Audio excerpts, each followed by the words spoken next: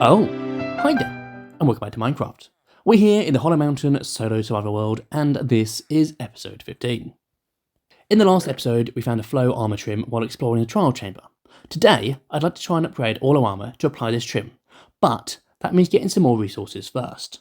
In order to duplicate the trim, we'll need 7 diamonds per duplication we make.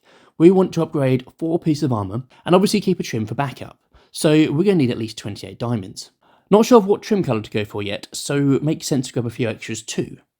Before we go mining though, I think it's finally time we get around to building a proper mineshaft. We've been putting that off for a long time now.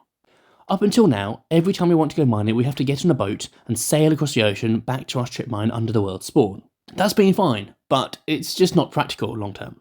I've been looking around our build area recently, and I think I found the perfect spot for a new mineshaft. If we go down to the lower level, through the cornfields and past the support pillars, there is a little opening that seems to go quite far down. I'm thinking we use this as a basis for the mineshaft and work from there. Let's start working on the entrance.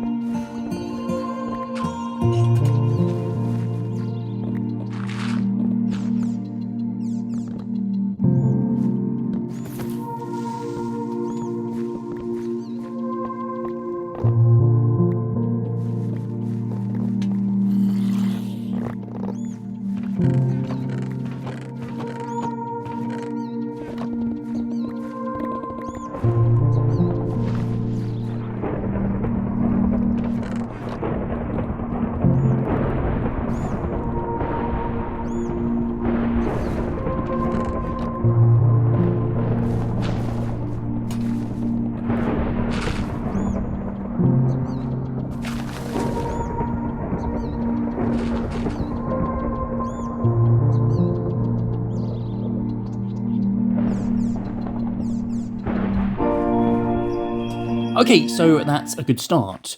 I'm going to need to touch up a little bit and add a few final touches, but I'm liking it so far. I'm liking the basic shape for sure. So far, we've only gone as far as the entrance. We'll work on the main staircase shortly. As for the outside, I've gone simple. A slight protrusion out of the cave wall with log beams to support the entrance. I'm really liking the view as you walk out of the mineshaft and look up at those huge support pillars for the area above. They look so much bigger from down here. I want to remove some of the torch spam from the outside and replace it with a mix of hidden and more natural lighting. And I also want to grab some ore blocks to be used for decoration around the entrance. That will help it look more like a functioning mine.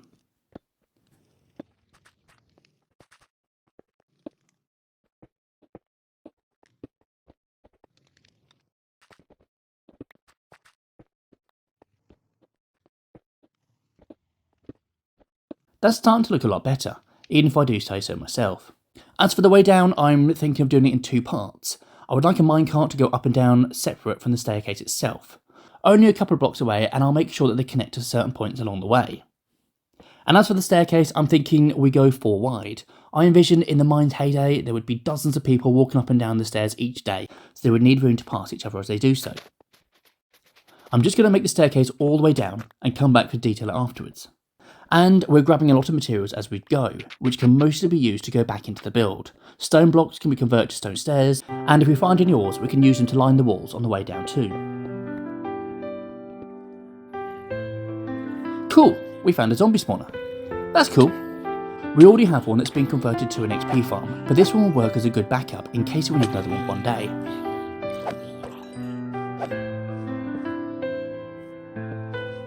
That's a big opening. I'm guessing that's part of the hollow mountain that we haven't lit up yet. We'll get to that soon. I'll make sure to leave access to the spawner from here for later. And we also have an amethyst geode. We've already completely stripped one of these at the other strip mine. I'm thinking, due to its location, that this one will open up a bit and leave it mostly intact. This is a mineshaft after all. I wanted to look rich in resources. Okay, we've come to a bit of an opening here. Very dark out there. What was that noise? Let's take a quick peek, shall we? We found diamonds already. Excellent. 6 ores. That's off to a good start. Hopefully get at least 12 diamonds from that. Let's carry on with the stairs. More diamonds. Nice! For lighting, I'm using lanterns hanging from chains. As it stands, there's no structure or rhythm to where these are going, but when we come back to add the strip mines, we'll be able to light up the area a bit better. Another opening. Not really feeling this one. At some point or another, I'm going to stumble on an ancient city and going to have to deal with that. Hopefully not today, though. Another diamond. Woohoo! And we've reached bedrock. I think that's low enough. I'm liking the staircase so far. It's going to look even better when we break it up and add the strip mines. We'll bring the rail down first though, so we know what space we have to work with. Let's just quickly add some variation to the stone stairs by throwing down a few andesite ones here and there. Let's look at starting the strip mines now. I'm thinking of spreading them out over a few different levels. It will help with adding a bit of variety to the staircase, but also means we can ensure that we get the best from all the ore distribution. The way that ore generation works now means that there isn't just one sweet spot for mining. It depends which ore you want to get. Let's get the first level done.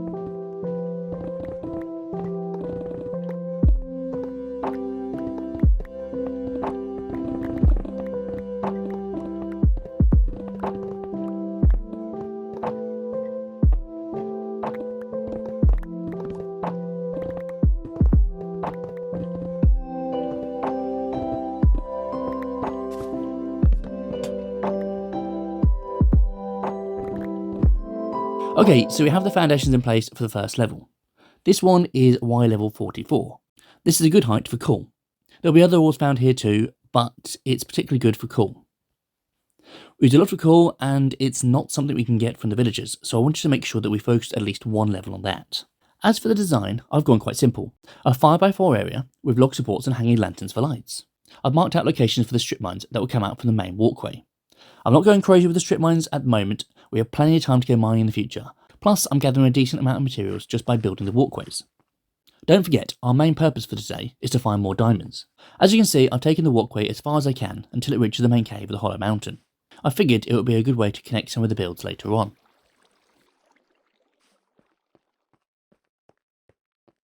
On the other side of the staircase, I made a resource drop-off and collection point. The plan is we fill up minecarts at the lower levels and they get sent up one level at a time until they reach the top. We could have done a single line all the way down, but it wouldn't work as well for dropping items off mid-level. Whether we actually use it or not, that's another matter.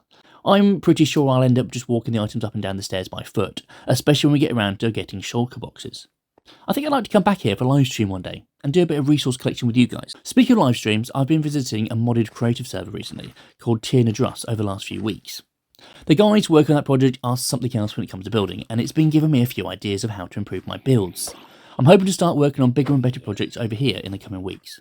If you haven't checked out the live streams, they are definitely worth a look. Taking a quick look from the outside, you can see the first mining tunnel coming out here. Gotta say, I'm liking it so far. Shall we add a few more? Now I've got the basic template in place, it's easy to work on the other walkways. The height for the next one isn't based on ore generation, but instead was chosen in order to give us easy access to the zombie spawner. As much as we aren't planning to use it right away, never say never. And as you can see, there's plenty of ores at this height. Copper, coal and iron are already available here. Again, we'll take this walkway as far as we can until we reach the main cave. We've been using a lot of stone recently, so it's nice to start restocking our chests again. In terms of these log support pillars, we are leaving a 4-block gap in between each row for consistency. We're also using spruce trapdoors to break up the design a bit. We're going to need to make a proper tree farm at some point too, but that can be a job for another day. And now that we have the walkway complete, we can start adding entrances to the strip mines for this level. I keep coming across water while digging out the strip mines, this should hopefully fix that. It's not much, but we're starting to light up this area of the cave. Every little helps. And now we're down at diamond level. That'll do nicely. The deep state makes such a difference to the design of the mines. It's amazing how a simple change of blocks can change the whole feel of a build. Another diamond! And there's another amethyst geode down here. These are more common than I thought they were, unless we're just getting crazy lucky with them. I keep hearing that skulk sensor going off down there. I'm assuming as we're still alive that there isn't an ancient city nearby. Still, it's a bit unnerving. We got the achievement though. Hurrah! I'll take that, thanks. So I've decided to not go any lower with the strip mines for now. We found a few diamonds on this level, so we can come back here when we need to find other resources. Let's just have a quick recap of what we can get from each level. This one is Y level -16. We found diamonds, lapis, gold and iron. I imagine we'll spend a lot of time here in the future. The next mine is at level 11, the OG sweet spot. We found lapis, gold and coal here so far. We haven't gone too far out here as it comes out into the ground floor of the cave. We're also just underneath the amethyst geode. I think we risk destroying the landscape too much if we spend too much time mining on this level. Really liking the fact that we left the geode open for the mine. We'll have to come up with a cool build to do down here in this area. Next layer is Y level 31. This is just above the geode and has a nice aerial view of the cave. Lots of mobs down there at the moment. In terms of ores, we have found coal, copper and iron so far on this level. And then finally, the highest mine we have is on Y level 44. We found mostly coal and copper here. So, although we haven't really done any mining as such, we've just built the opening of the strip mine and haven't done too bad on the ore front. 20 diamond ores, 7 lapis ores, 34 iron ores, 6 gold ores, 68 copper ores and 115 coal ores. That's not counting the ones we left for decoration on the staircase. Let's go get the efficiency pickaxe.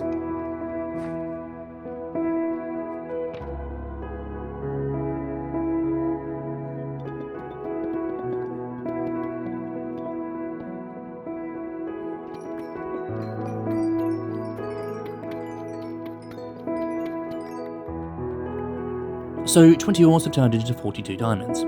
More than enough for what we need. Plus, we already had 26 in the ender chest. I forgot about those ones. Before we move on, I just want to name a few more villagers in the trading village. As always, we're naming them after people who comment on the Hollow Mountain solo survival series. It's not much, but it's my appreciation for you watching and engaging the videos. Going to need some more villagers at this rate.